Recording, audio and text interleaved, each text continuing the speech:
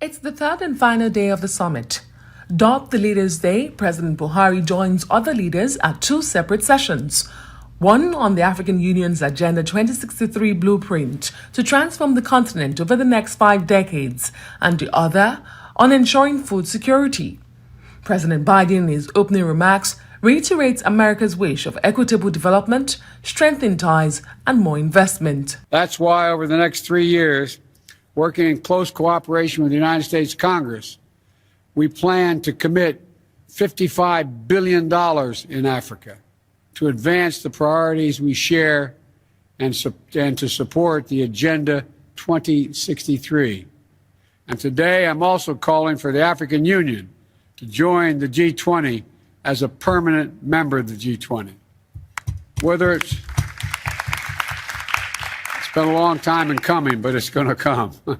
In turns, African leaders welcomed America's commitment, but also shared their concerns.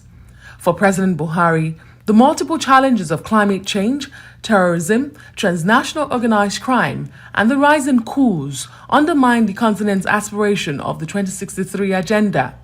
The Nigerian president is, however, optimistic that the challenges are surmountable through solidarity.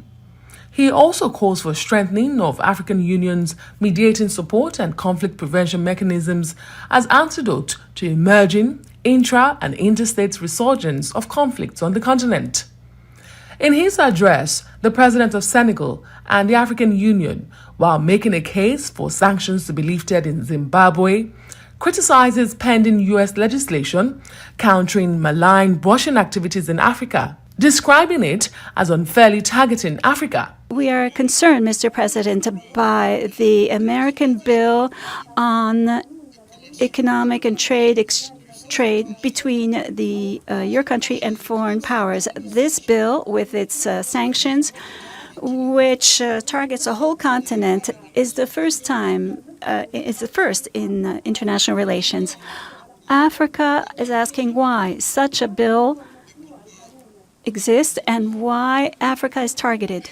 As the curtains fall on the second U.S. summit in 8 years, African leaders here say the fight against terrorism and hunger, inclusive and just world governance, debt relief, sustained development of infrastructure, as well as the inclusive and a just world governance remain the priority of the continent.